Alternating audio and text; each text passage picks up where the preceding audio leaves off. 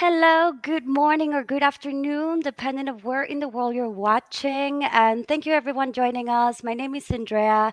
We have today a very special guest, Andrey Konushin. So I'm not going to take too much of his time and I'm going to shortly pass this on to him so he can start with his presentation. Just for those that don't know Andrey, I'm going to be giving you a very short introduction. And today he's going to be talking about game testing.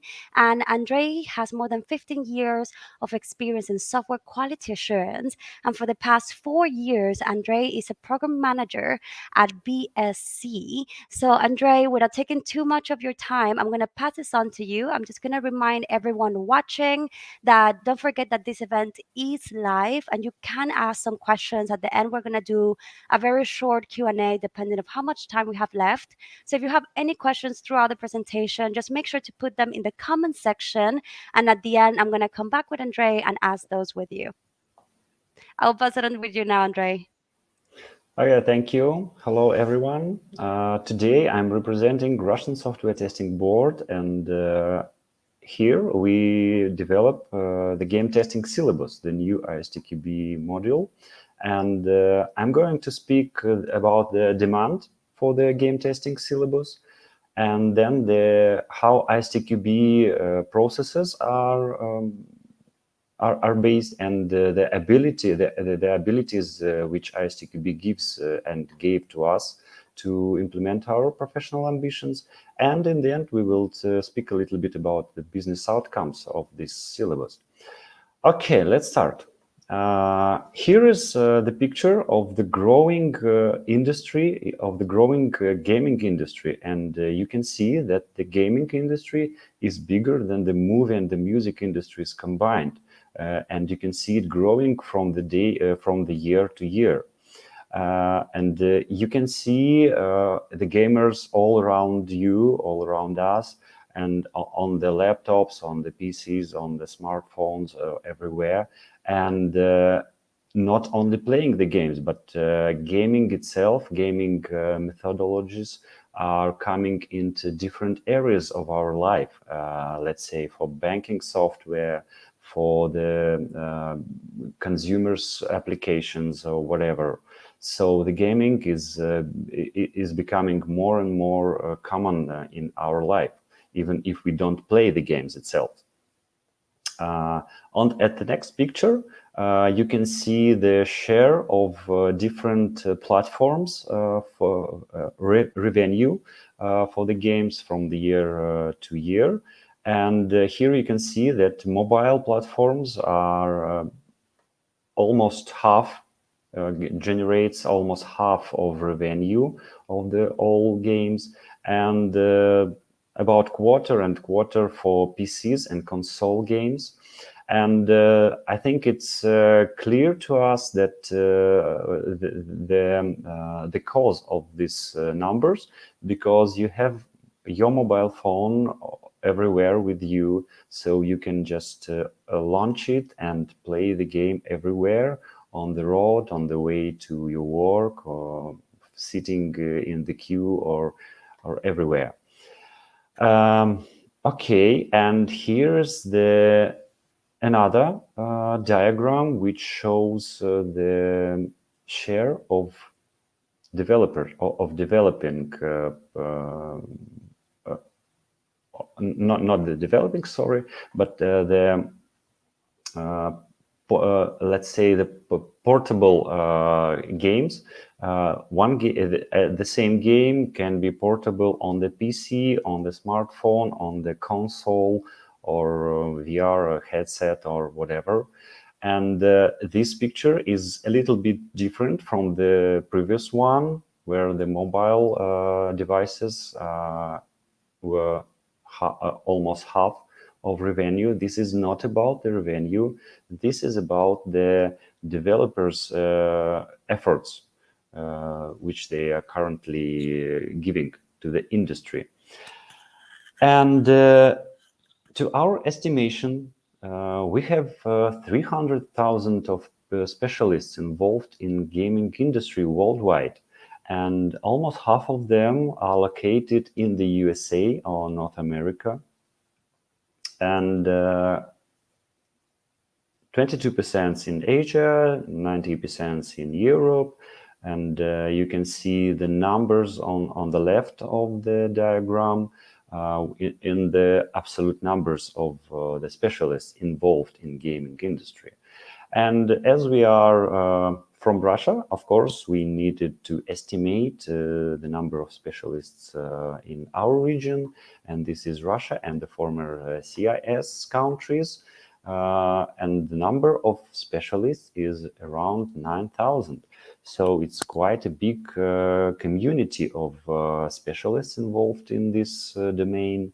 And these are not only game testers themselves, but also game developers and designers and publishers or whatever. And this was amazing that there is no common standard for video game testing.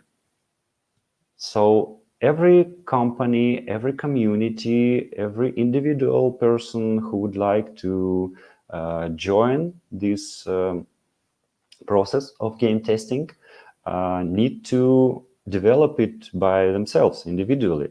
All these approaches to test gaming software. And of course, the idea of our syllabus is to gather all these practices, all this experience and skills, and create the new certification model, which can give the system of knowledge to the community, to companies. And when the company sends the employee to training course, let's say, they get this knowledge in a system, and after that, they know that the processes executed in their company involved, of course, in gaming industry, are done in a proper manner, and in the end, it results in the better quality of the whole product, of the whole process. And on the other hand, when the person has this certificate, then the employer knows that this person do all these processes in right manner, and he will get the employer get the better quality, better specialists, and they know how to compare them with each other. And if they change, the processes don't change, and you can just get more specialists, and the quality of the whole process will not be reduced. So, as I said, the idea of the syllabus is to create the new certification model with the syllabus and guidelines for examination to examine specialists in gaming testing area. And you may know that ISTQB in its portfolio has three main paths. It's the core path, where the foundation level, the advanced level, and the expert level are included. These are the most known and general path. And then agile path, of course, because agile methodologies are now very popular in the world and in the IT community also, of course. And the specialist path, where the specialist examines and get certain skills, certain knowledge in exact area. Let's say mobile application testing or performance testing. And here you can see the latest ISTQB syllabus, which was released a few weeks ago. It's AI testing. And the game testing module fits into this path, exactly into this path, the specialist path. So the specialist in game testing knows foundation or basics of software testing, and then they get some certain special skills by teaching the game testing. Who are the target audience? Of course, these are testers, test analysts, test consultants, test managers, and acceptance testers involved in game testing. Of course, this is the main target audience. But also game developers, video game developers, and other specialists involved in this industry are also a target audience because, the testing is only one of the process of the whole development of game software development and when you know when you are a developer, you also should know the at least basics of game testing, and that contributes in the whole process, in the whole quality of the process of the end product. So the target audience is not only testers, but also other specialists involved in this industry. And when we go to types of testing used in game testing, these are well-known types, like functionality testing. Of course, it's as usual, it's one of the main type of testing which is executed during the testing. This is also compliance and compatibility testing. Localization testing is also a very important type for the testing, because the same game, one game, usually goes to different markets, and you should not only translate but also adapt it to this market, to this culture. I will stop at this topic some later on the next pages. So localization testing for game testing is very important. Performance testing, that's nothing new, but when the game is buzzing, you will just not play it, or in the end, you will not pay for it. So the publisher will not get any revenue. So performance is also a very important thing. And multiplayer testing is the new type of testing which we introduce in this syllabus to the whole ISTQB, let's say, glossary or types of test. And of course, if you played a game in your life, I think I can imagine that almost everyone had done it. So when you played it, of course, it's more interesting to play with different players, with other players, and multiplayer testing is the new type of testing. And in our syllabus, we introduce it and describe how to do it, how tools can be used during this multiplayer testing, or can't be used also.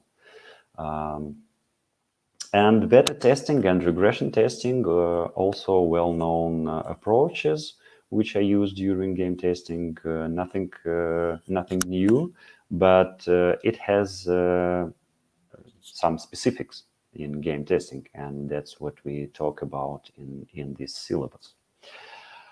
Now I will show you how the structure of the syllabus was evolving during the time. We developed this syllabus for already 1 year, more than 1 year. And this is the initial structure of the syllabus. This was consisted of 9 chapters. But during development, we realized that some chapters are not needed, some chapters are need to be extended, and I will show you in a short this process. So these 3 chapters had not changed during the development. Of course, we need to talk about the game testing specifics, and that's the main idea of the syllabus, to explain to the specialist that playing the game is not the same as testing the game. Testing the game is a professional activity, but playing the game in most cases are not professional, but But of course, there are some professional gamers, but we're not talking about them. This is the main idea, that you should not only play the game, but test it with specific approaches, with specific tools, devices, and reports or whatever. Game state mechanics are also had not been changed, and game controllers. Okay, these chapters were transformed during the development. The areas of testing had been split into three self-sufficient chapters: graphics, sound, and game level testing, because all these types of testing, or areas, let's say areas of testing, has its specifics, has its roots of defects, and we need to talk about them, and we need to treat them properly with proper tools or proper approaches. So that is why we decided to separate them to self-sufficient chapters. Then localization testing, I also mentioned it before. Localization testing was extended by also internationalization testing. Yes, I did it. Because you're not when the game is going is released to the market, to different markets, you can't only translate it, you need to adopt it to local culture, because let's say US culture and China culture are very different cultures, and you cannot just translate the words or text or sound. You need to take into account all these cultural things. And sometimes the game cannot be published on this specific market without huge changes inside, and not only related to, let's say, text or wording. And that is why this chapter was extended a little bit. And the chapter game platforms during development process was reduced, because we realized that mobile platforms or web games or PC games has nothing very special to deal with it, but the specifics are only in game platforms, or better say game consoles, which are also well known in world. It's Sony, PlayStation, and Nintendo, and Microsoft Xbox.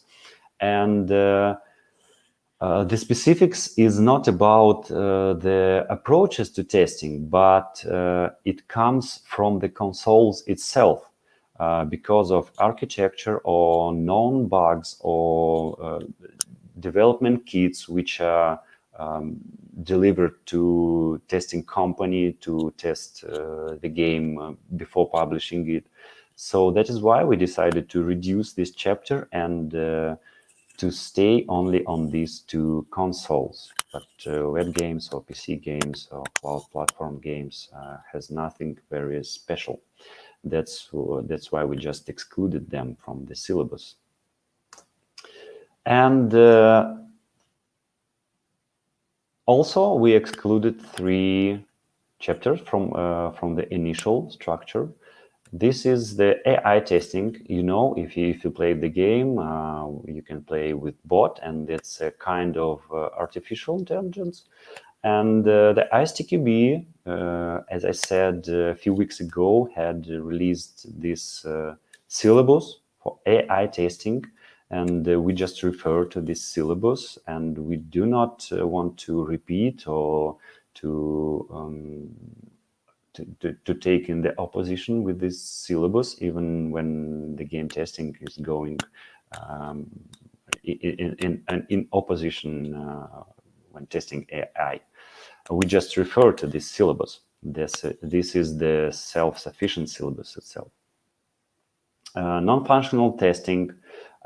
This also has nothing special to deal with game testing, because usability or performance testing uses the same approaches like in other areas, like in banking software, in accounting software, in let's say website development or whatever. And the approaches are the same. You just have the different object of testing. That is why we just refer to this other special syllabus, and that's enough. And testing tools. This was excluded at the how to say, the separate chapter, but the testing tools, there are no special testing tools for the gaming itself, which you can use through the whole process of game testing. But there are some special tools for let's say graphics testing or sound testing, and these tools were included exactly at these chapters. So we just spread this chapter through the whole syllabus where it was needed. And the final structure of the syllabus looks like that. It's consists of 8 chapters, and now we are in alpha stage, so the structure is more or less final. But who knows, maybe after the review we also put some changes on the structure. But let's see. Okay, so let's go to the abilities which ISTQB gave to us. We at RSTQB has a huge experience in translation and adoption of ISTQB and IREP syllabus and glossary. And if you are Russian, you may notice that a few months ago the ISTQB glossary has been extended with the Russian language. So this is also our let's say our work. And we are members of professional communities, of international working groups, and we have close cooperation with the domain experts in, in gaming industry in particular. And of course, we are in close cooperation with the different ISTQB working groups. And when the idea was born, we decided to implement it, especially in the ISTQB syllabus, because what ISTQB can give to us. This is the contribution in the world community. We can give the new structure of the knowledge, or the systematic structure of the knowledge in game testing, because as I said before, there is no international standard for this. The ISTQB syllabus, I need to mention it, I need to notice it, that the ISTQB syllabus is not the standard, but it gives the system knowledge, the system of knowledge, and that is why you can influence on your processes, on your final quality of result of the product which you develop. Also, we would like to share the experience, our experience in this industry with international working groups, experts on markets. And on the other hand, we would like to gather the feedback or to get the experience from these international groups, to check with them. Are we doing the right way, or are we doing the same in the whole world, or it has very different approaches, and then we can put it in our syllabus.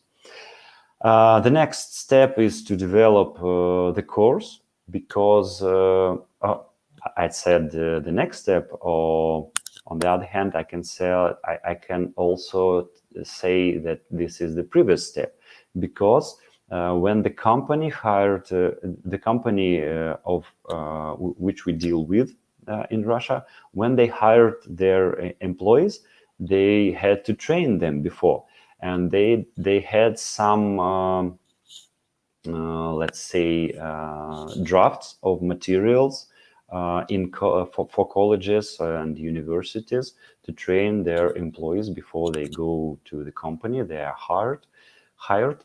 So the course development was on one hand is the previous step, on the other hand it's the next step when you can give the ISTQB accredited courses. Development of certification exams, also the ability, and the idea itself, I must also notice it, that the idea itself for creation of the new syllabus was born from the idea to write the book about the game testing. But the book is not stopped, and we do it in parallel. We write, one of our colleagues write the book, and the different part of colleagues develops this syllabus or new model for ISTQB. And we are also, of course, in close cooperation. We have the same team members, and this is what ISTQB gave to us to implement our professional ambitions to go to the IT community, to IT world. Let me show how the ISTQB product development process looks in a short. Of course, everything is done under the ISTQB strategy and vision. ISTQB, or we as a part of ISTQB, gather ideas from the markets, updates from these markets. We put them into the funnel, and then it goes to ISTQB committee, and then we decide whether it's worth to develop this new product or to update the current product, or it doesn't make sense to develop even new syllabus, let's say. And then it goes to product management, to working groups, and then it goes to ISTQB members, like ISTQB boards or exam providers or experts from the industry, to get feedback, to get review results, and to get the better quality in the end. Then it goes to the market again, gathered feedbacks, and that's the cycle how the ISTQB lives. So it's not the stone, let's say stone standards or stoned syllabus, but it's a live syllabus. It's a live knowledge. And the product development also, of course, is done by iterations. Let me show how it was done in our case. We created the syllabus structure first of all, then we created learning objectives for every chapter of the syllabus, then the elicitation of material and comparing it to learning objectives and pulling out all, how we call it in Russia, pulling out the water of this material. We created the contents, then it went to review every chapter by itself. Then we put it on the translation in parallel to get the original English version and the Russian version, to get to the market with the Russian version as soon as possible also. And then each chapter went to this cycle of reviews, of changing the contents according to these reviews. Of course, in close cooperation with ISTQB glossary and portfolio, which means referring to other ISTQB syllabi. And when all chapters are gathered together, the document compilation is coming, and then we go through the stages like alpha review, beta review, and then the release. So now we are, as I said, we now at alpha stage, and the beta is planned for the February of the next year. So and it will be the public beta review. So everyone is welcome to the public beta review next year.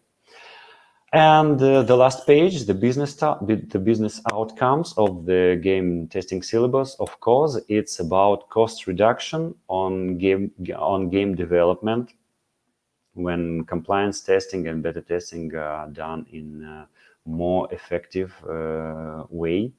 It's about cost reduction and audience tolerance when you do the compatibility testing, compatibility with different platforms, different devices, and etc. etc. The international game release risks minimization. When I said about the localization testing, when you don't do localization testing, you will get the huge risks when going to international markets. And the optimization of infrastructure and expenses when talking about the new type of testing, the multiplayer testing, because usually it is done on the real devices, and that is why you have a lot of expenses to gather all this infrastructure. So by doing the right multiplayer testing, you may optimize these expenses. So the business also get, of course, benefits from this syllabus when the experts who do the gaming testing do it in the right manner, in effective manner, and doing it in the right way, resulting in a better quality in the end. So that's what I wanted to tell you today, and I'm looking forward for your comments or questions, and I'm open for and we just a second, and here at RSTQB we're also open for cooperation, so you may come even earlier than the public beta review is started. Thank you for that, Andrey.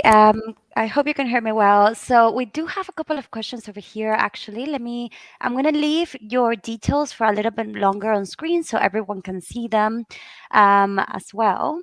So we have here a question by Nick T. Says, what experience does one need to have to work in the gaming industry as a QA and be considered as a good candidate?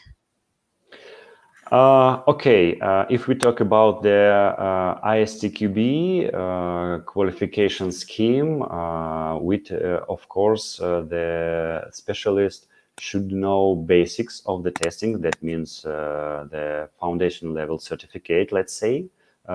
You may not obtain the certificate itself, but you should know these basics as the common basics of testings. And when we're talking about the consideration as a good candidate, we are talking about the examination, and I don't think that I'm able to explain exactly today the exact skills or whatever, and we should elicitate them from the syllabus. But of course, as I told before, you should have special skills, special knowledge in this area connected to special types of testing, let's say, or approaches used or tools used in this area. So this is the idea of the specialist path of ISTQB, is when you have the specific skills on knowledge. Thank you for that. I hope that answers your question, Nick. Anything else, just let us know in the comments section, any questions. I actually have a question over here from one of the Facebook groups from Matthew. Says, what techniques do you use to find all the bugs in a game? Okay, here again we come back to the foundation level syllabus, and the first principle of testing is that you can find all the bugs. So the approaches are described in this syllabus in some cases are very similar to the approaches in the software testing itself. But let's say when you test, let's say, I don't know, banking software, you don't pay a lot of attention to, let's say, video or performing this video, yes, because the purpose of this software is to give you the possibility to make banking transaction, let's say, or to get the details of the bank product. So you need the information on the screen, which is shown to you in an absolutely different manner. It's a static text in most cases. But when we talk about the games, you should test all 3D models, all textures, colors, let's say, interlaying of these layers. When we talk about the sound, you should put it on the gameplay. So it's a very special, let's say, how to say, uh, keys of testing, let's say, which you should pay attention to. Yeah. We have here a question from Mariusz. Says how you could comment this mistake of release. Cyberpunk 2077. Not very sure. Is that a system?